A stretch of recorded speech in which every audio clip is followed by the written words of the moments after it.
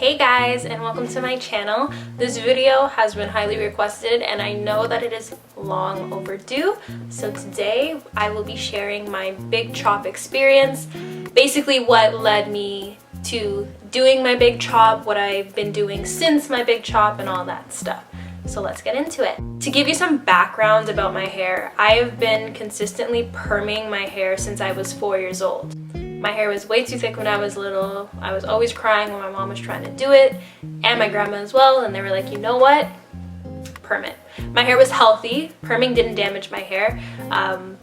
Every week it was still getting braided up. It's not like it was always left out. So my mom still maintained protective styles, but I just always got a perm quarterly. So let's just say your holiday schedule, so Easter, Christmas, birthdays, back to school, that was when I would usually get a perm. And my hair was pretty healthy. It reached about maybe armpit length at its longest point when I was a kid. And I didn't know what my natural hair looked like. I didn't know that my hair wasn't natural. And then on top of that, I also grew up in a neighborhood that was mostly European, so having straight hair didn't seem different to me in any kind of way. Fast forward about 10 years, so going into high school is when the natural hair movement started happening, and I wanted to stop perming my hair because it started to burn my scalp a little too often. I was no longer going to the salon to do it anymore. My mom was just doing it with the ORS perm at home, and it was just time that I just didn't want to keep spending on it. So she was totally supportive. She's like, do what you want. And yeah, my natural hair journey pretty much started when I was in the 9th grade. So in the 9th grade, my hair was still permed, but you know how like with babies, when they lay on the back of their heads, they get like the bald spots and stuff? It wasn't that bad for me, but my hair had 2 distinct layers in the back, so there was a hole. So my mom cut my hair into a short bob, and that's pretty much how I wore my hair for most of grade 9. But as it was growing out, I didn't really like it. I played soccer. I couldn't get it into a ponytail, so I was trying to grow it out. So my mom would weave my hair up. She did like corners at the front and weave at the back, and I would just wear my hair in a ponytail like that. And through that process, I pretty much transitioned without realizing it. And then as I got to grade 10, I had this whole head of natural hair, and it was beautiful, but it wasn't the way I imagined it. So this was around the time when the natural hair movement was picking up, and I was hearing about it here in Canada. And I was so used to seeing mixed girl curls, so seeing my tight, coily type 4 curls, I hated my hair. So my hair had grown to about, I'd say, yeah, about under collarbone length, but curly, it was like up to my ears. Me knowing nothing about natural hair, my mom still had permed hair, my sister, my grandma was natural, but she was living in a different city at the time. So I was just straightening it because that's what I knew and that's what I was comfortable with. So I straightened my hair every night and morning, like on 475, because my hair is very coarse too. It takes a while to straighten. So I was frying my hair. Of course, as you probably assume, the straightening led to damage, and through the damage, it was kind of embarrassing to wear my natural hair out. So I was protective styling before the term protective styling was known to me. So I would just wear my hair in fake buns. I remember I went to the hair store, I bought a fake puff, and I was slicking my hair back and wearing it in low buns, high buns. I would take braiding hair and do 2 extension braids, and that's pretty much how I wore my hair from grade 10 until I graduated high school. Fast forwarding to when I graduated high school in 2015, I made the biggest mistake. I missed my hair. It wasn't that my hair wasn't long, it's just that it wasn't healthy, so it was choppy, a bunch of different lengths. I had fried ends, split ends, all that stuff. So me being so attached to the length of my hair, I wasn't trimming, I wasn't cutting it, I wasn't doing anything like that. So what I started doing was using hair glue and gluing in extensions to create weave. I couldn't sew weave onto my own hair, so this was like, oh my gosh, I can literally get my hair done at home. I did not know that hair glue should not be directly attached to your scalp. I did not know all of the toxins that were in the glue. It was so messed up.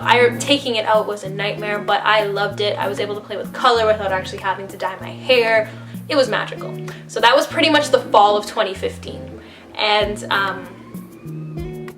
it wasn't until February of 2016 when I realized, okay, yeah, I'm sorry, the garbage truck is driving by. I'm just gonna wait.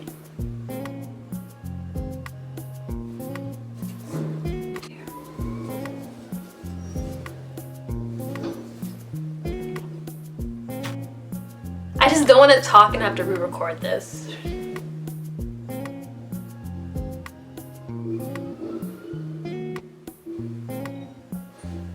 I think it's far enough away. So what was I saying? I know I was saying something. Fast forward to January of 2016. I remember I took my hair out and I had curls, but they were flimsy, stringy, heat damaged curls. I remember the front of my hair was completely straight. The only way I could wear my hair natural was if I did like space buns or had like a half up, half down style to basically mask the damage in the front. So in February of 2016, I cut my hair into a bob. The front of my hair was still like bang length because I fried it off, so it didn't stop me from putting back in the hair glue. So what I was doing is I wasn't using it for length, but I was using the extensions with the hair glue for color. So I wore that bob from February until I think late April. Yeah, late April. And then I started to notice my temples were thinning and it looked like I had traction alopecia. That's when I decided, okay, enough is enough.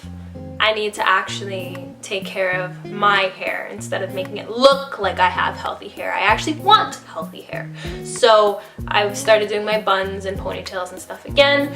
And then I went to my grandma's in June and she did box braids for me. And this was the first time I had box braids since I was young, and I loved it. I wore them the entire summer. They lasted long, they aged beautifully. Thank you, Grandma. After that, I got used to seeing myself with the box braids. I loved the whole like earthy look it gave me. So I continued to do box braids until December of that year. So from June to December of 2016, I wore box braids with like one break in between that was like 2 weeks long. After that, so Christmas of 2016, I blew dry my hair and I had this Dora looking fro thing, and it was okay. It wasn't shaped, it was uneven. I would just braid down the front and then leave the afro out to do its own thing. Me thinking, well, at least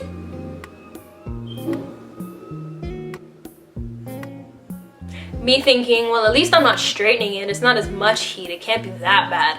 I blew dry my hair from December of 2016 all the way until April of 2017. So I retained absolutely no growth. Like when I think about it, I see my little ends inside my bathroom sink. Now that I think about it, it's like I know how much hair I was breaking off at the time. And then I decided I'm gonna do my first wash and go. So first wash and go was done in April. I hated it, wore my hair in a puff. It was cute, but didn't really look good. And then from May onward until about November, I protective styled. So I wore weave, I did Senegalese twists, I did box braids, and I know how to do my own hair, so I was able to experiment. And that's what pretty much helped my hair thrive.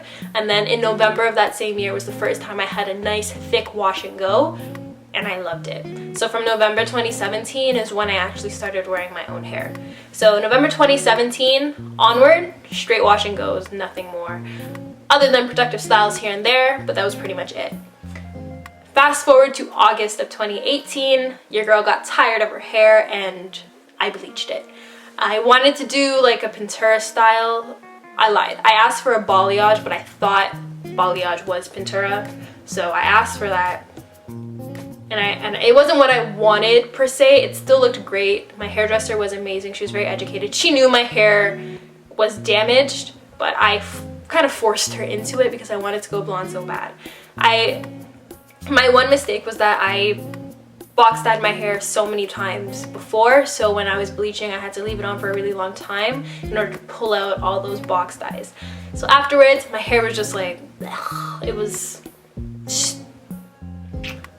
it was like overly stringy. It only looked good when it was dripping wet in product. I loved the color, but like my curls just weren't as thick and luscious as they used to be. So I'm like, you know what? It's stressing me out. I'm in the shower. Like, I can't finger detangle my hair. So I started protective styling. So I did goddess locks on myself, and then I went and did kinky twists afterwards. Dreading the day to take out my kinky twist, I was just like, you know, I can't handle this. I need to cut my hair. A lot of that had to do with the fact that I am in a relationship with a barber, so I knew that like I could cut my hair really well if I really wanted to, because he can cut hair really well. But I don't know, it was just this you know, like when you just you know you want to do something, but you're just scared of it for like superficial reasons. That was me. It's like I wanted to cut my hair, but I was afraid of it because I was so attached to my hair. So I was indecisive about it. So my boyfriend goes away for one night and I'm there alone with his clippers, and I cut my own hair off. I messed up because I intended to like do like a tapered look with like curls at the top, but I took a level 3 guard and his clippers and I went straight to the scalp. So my hair was less than an inch long. It was about, a level 3 guard is 10 millimeters, so it's a little bit, it's about a 1/4 inch long. My hair was about a 1/4 inch long on the top. That was the longest part. And then the next day he faded the sides and fixed up my bad job for me. He was upset with me, I was upset with myself, and there were a lot of tears. I'm not gonna lie to you. At first, I regretted my decision a lot. Like, I felt so ugly, I just felt so masculine, and I just couldn't understand why I was so impulsive. But anyways, you live and you learn, right? So now let's get into my big chop journey. So today is what day? So today is the 18th. So I cut my hair on the 20th, so I'm 2 days early, but realistically, it's been a year since I cut my hair off. I'm gonna go month by month just to keep myself organized. So month 1, I shaved my hair down. I use a 3 millimeter, I use a number 3 guard on a clipper, which is about a 1/4 of an inch of hair that I had.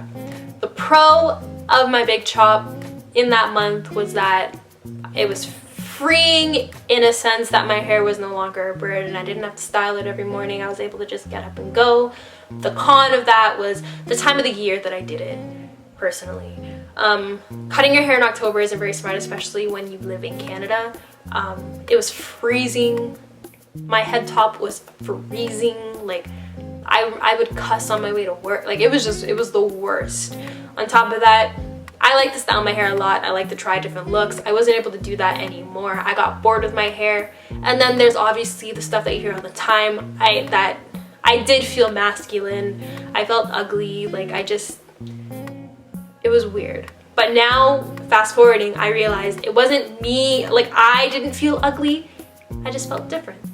It was the transition. I wasn't used to seeing myself like that, so I took it as a negative rather than a positive.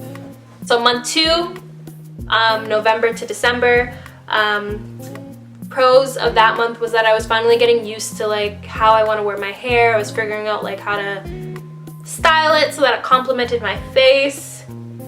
And I also started looking on Pinterest and stuff for a lot more information on styles. Cons, most of my confidence was forced. I'm not gonna lie to you. The best advice I can give you is that even if you're not confident in yourself after cutting your hair, fake it till you make it. Because at the end of the day, you have to love yourself through the change. You have to. No one's gonna think you're beautiful if you don't think you're beautiful. It starts with you. And I had to force it. Because when, like, people, the more confident you are, the more approachable you seem. So for instance, working a sales job, if you're in your head talking about how you feel ugly, do they think I'm weird, yada yada yada, people are gonna sense that off of you and not want to involve themselves with you. So you have to love yourself and love your cut as well. Another con is that I still had the feeling of regret, which is so stupid because it's like, what am I really gonna do? Grow my hair back? Well, yeah, but it's like I can't glue my hair strands back on my head, so what's the point of regretting it, right? Hair grows back. I know y'all hate hearing that, but it does. And another con, I love playing in my hair and I still couldn't do much with it. So now we're at month 3, so December. Pros for December.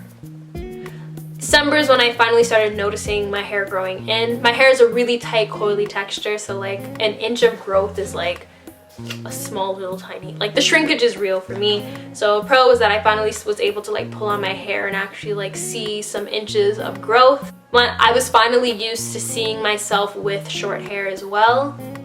Your girl was able to do a side part, so I was able to switch up the look a little bit, which helped a lot. It helped a lot. And also I was getting my confidence, so I always wanted to share. I wanted to document my big chop experience on Instagram, but for the first couple of months I was still very self-conscious, so I wasn't posting regularly. But this was around the time when I actually started posting on my page more often than before. Cons, still not ideal for the winter weather. This is when like snow and everything was like on 100 and it was just the worst. In January, so when I say month 3, I mean December 20th to January 20th, okay? So January 12th, I believe, 12th, January 12th, I started to feel unkept and stuff, so I tapered down the sides. I do regret that a little bit because I wanted to grow my hair out evenly all the way, but I needed it. That's all I really have for you. I needed it. And I loved it afterwards, so I don't regret it. After I got my hair tapered, I did get a boost in confidence as well. From January 20th to February 20th, pros, I was finally able to protective style. So I did passion twists. I used the anchor method. Hate that method, by the way, and I will touch on that later. I did a nice asymmetrical bob, and I wore that for about a month. The cons was that protective styles slip out a lot easier on short hair. I wasn't able to wear them as long as I usually do, which is about a month and a half to 2 months, but your girl's not complaining, whatever. February 20th to March 20th, my hair was long enough to hold a protective style without them slipping out. I had done passion twists again after giving myself about a week and a half of a break. This time I did them about collarbone length, even all the way through. And I tapered my hair again in March. Yay! So yeah, so I tapered my hair twice. So the last time I did it was March 20th. So March to April, May, June, July, August, September, October. So my sides are only about 7 months of growth compared to the rest. That's like a full year. So yeah, my hair's pretty uneven, but it's whatever. It's cute. I'll rock it. So from March 20th to April 20th. So this is when I was celebrating my 6 months. So I wore those passion twists until my 6-month anniversary, big chop anniversary. I fell in love with my hair. I was finally able to like do finger coils and all that stuff. I gained a whole different type of confidence, and this is actually when I posted my first tutorial on Instagram. Like that just goes to show like how much of a difference it was, because I wasn't even able to post pictures at first, and now I'm able to post videos. My moisture was retaining really, really well. My hair was shiny, and this is when I stopped regretting my big chop. So it took about 6 months. Okay. It took about 6 months for me to be happy with my decision. Shrinkage still on 1,000. And my hair grew a lot since the last time I stretched it.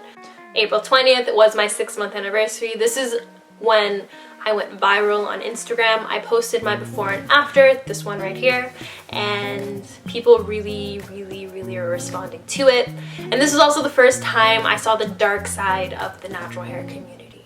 Yes. So many women were like, oh, her hair grows so slow. Oh my gosh, I'd be embarrassed if my hair grew that slow. Oh my gosh. And it was just like, come on now, like, is this like one flaw about the natural hair community? Because I love the community that I've been exposed to. Women can be the most supportive, uplifting people in the world, but then there's a flip side to it where there's jealousy and envy and oh, my hair grows faster than yours, so I'm better. Oh, I have a looser texture than yours, so I'm better. And it's like, why is that stuff necessary? Because it's not. It's really not necessary. It's like, cool, I grow 3 inches a year. You're amazing for retaining all 3 of those inches. Congratulations. But you who grows 12 inches, yeah, maybe you don't have to have a twat for as long, but like, get over yourself. You know, it's annoying. Anyways, after April 20th, I started doing a lot of finger coil styles, twist outs, flat twist outs. Yeah, I just started feeling myself realistically. Yeah, I started feeling myself after 6 months. In May is when I started playing around with like hair jewels, so I did like cute little flat twists and put little jewels in them and stuff. And then May is also when my birthday is, so May 23rd, I was celebrating with my girlfriends and I decided to buy a wig. It was $200, total waste of money because I botched the lace. I botched it. Like, I had to throw it out, and my birthday was like, what, 6 months ago? Yeah, I threw it out. And I was just starting to love my texture. My hair was growing into a shape that I was really confident in, and I was able to I just felt like I could just be myself. From May 20th to June 20th, by the way, I'm not listing any cons or anything because once I was through that awkward growth phase where I wasn't comfortable with myself, I didn't have any cons really. So from May 20th to June 20th, I had my little sister's graduation and prom. It was my birthday. Ooh, sorry. It was my birthday, so there was a lot going on. So, is this focused? I hope it's focused. My goal was to pretty much make my hair as easy to do as possible because I don't really have a lot of time. So this is when, throughout the summer months, I pretty much serial protective styled. So beginning of June is when I started getting into head wraps, which I do love. If you feel like you're not gonna look good with head wraps, I promise you, just force yourself to wear it once and you'll like it. Because I was the same way, and I have an egg head, so yeah. Fast forward to July, I wore magenta box braids. I wore these for about 2 weeks. I ordered burgundy and this was the color I got. I absolutely hated it. I did not want to wear them, but it took me 18 hours to do, so I forced myself to wear it. I took it as a sign from God to get out of my comfort zone, so I wore them. Took them out 2 weeks later, gave my hair a break, and then in August, beginning of August, I got the color I wanted, which was 99J Expression box braids, and I wore those for a month. After I took out my box braids, I was on my 10-month anniversary. I posted my little afro on Instagram, got a lot of good feedback on that. And then I started wearing wash and goes. So by this point, so this is September 1st-ish, back to school time, my hair was growing out into the shape you see. So because the top is longer, it's growing into this like heart-shaped fro. I'm used to it now, but before, like after protective styling for a while, you kind of have to get used to seeing your hair again. So what I would do is I started twisting down the sides and the back to give me my tapered look again. So my wash and goes and all my twist outs, I would always like tease the sides to give me that tapered style, which helped me wear my hair out a lot more. Moisture was retaining, styles were popping, and yeah, life was good. And that's pretty much, I lied. Around August, I also became an Eden Body Works ambassador, so I had the opportunity to try a lot of new products, and I feel like that helped me tweak my regimen to how I like. I was able to use good quality products for super cheap, which also helped with my hair. So what have I learned? Pretty much what I've learned about my hair is that it loves wash and goes when it comes to retaining moisture, but I can't overdo it with the wash and goes simply because I do get single strand knots like a motherfucker. I'm not swearing. I hope I don't get this video taken down. So I try to do twist outs and flat twist outs like that. I also learned that my hair thrives with protective styling. So I won't be stopping protective styling. I know a lot of people say that it's cheating and all this stuff, but I know how to do my own hair. I know how to do my own protective styles. It's not like I'm spending hundreds of dollars to hide my hair. Sometimes you need to save some time in the mornings. Like throughout the summer, I was working a 7 a.m. shift, so I didn't want to have to get up at 5 in the morning to wet my hair to refresh my curls and stuff like that. I just didn't want to have to do all of that. So protective styling is good when it comes to time management. Favorite products for this past year are by far the Shea Moisture, Manuka, Honey, and Referral Oil Shampoo, Conditioner, Deep Conditioner, and Twisting Butter. From Eden Body Works, it would have to be the Coconut Shea Deep Treatment Mask, the Curl Defining Cream from the Coconut Shea line, Also their Papaya Castor Conditioning Hairdress, Scalp Cleanser, and their Peppermint TeaTree Shampoo and Conditioner. Those are my favorite products as of right now. I do have coarse hair. I do need thicker products, and also now that it's going into winter time, I am steering towards thicker, more buttery products because up here in Canada, winter gets real, really real. My advice to those of you that are newly big choppers or you're contemplating it, if you're contemplating it and the only things that are holding you back are superficial reasons like you think you'll look ugly, just do it. Just do it.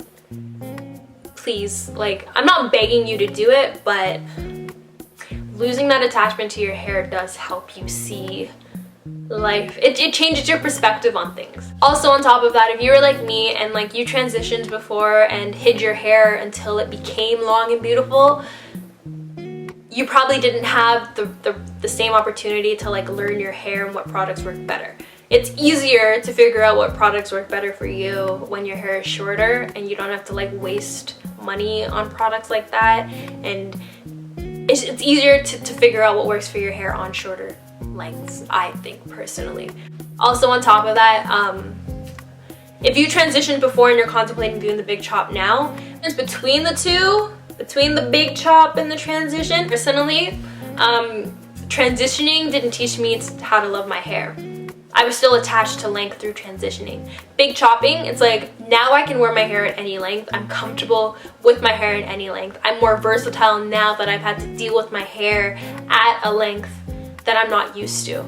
So I feel like when my hair gets back to that long length it was before, you just wait, because I know my hair is going to be bomb, simply because I'm taking the time to learn it as it's growing. I'm growing with my hair. I think it's better to grow with your hair. Secrets, tips, and tricks. Style your hair once a week. I know frizz is annoying, and when your hair is short, you feel like you look like a crackhead. Am I allowed to say that on YouTube? I hope so. You look like a crackhead when your hair is not fully defined with shorter lengths. But at the end of the day, like, the less you touch your hair, the more length you will retain. If you are type 4 like me, protective styling is helpful. And I don't mean like box braids and passion twists and all that stuff. Even just simple like finding flat twisting styles to wear, or just like updos, all that stuff is also considered a protective style. When my hair gets to a certain length, I know I'm gonna try doing mini twists. I see a lot of influencers and YouTubers like Lavishly Brit and Frizzy Bree and Jalen Mitchell as well. They do their mini twist styles. And it's a protective style because you're not touching your hair. Hand in hair syndrome is what I like to call it. It can also lead to things like thinning hairlines and all that stuff. So try and keep your hair out of your scalp as much as possible. Also, shorter lengths, massage your scalp. Massaging your scalp, I forget to do it sometimes, but it does really, really help. Get yourself a good oil. So my oils that I use are the Eden Body Works Papaya Castor Scalp Serum, and also the Wild Growth Oil, the white bottle. I use those to massage my scalp. Don't skip deep conditioning. You don't have to use shampoo, especially in the winter. A good co-wash is enough. If you're low porosity, like me as well, invest in a steamer, or put a plastic bag over your head and deep condition while you're like cleaning the house or something. Something that where your body's moving so you can generate heat. When my hair was shorter and it was dry and I needed to retain length, I did the greenhouse method. So what you do is you put oils or any products that are good for moisturizing your hair on your hair overnight. You cover it with a plastic bag, and when you wake up in the morning, it helps your hair retain moisture. But yeah, there are no secrets to hair growth. I feel like with the start of the natural hair movement, hair growth has become like this phenomenon that is like magical and what's your secret, but hair grows as long as you're alive. It's not hair growth that you're trying to figure out, it's length retention, and that's your ends. So baby your ends, make sure you stay up to date with your trimming. This is how much hair I trimmed off, literally, when was this? Just a few days ago. I literally trimmed my hair. I want to like, yeah, there you go. Ooh. I cut off about a ½ inch of hair. So yeah, I I blow dried my hair, and after I just snip my hair because I didn't want to ruin my shape. But yeah, don't hold on to those ends, because realistically you cut off half an inch, you're gonna grow that back in a month, right? So health over length. And that's pretty much it. I hope you guys enjoyed. I hope I was able to help. And yeah, stay blessed, you guys.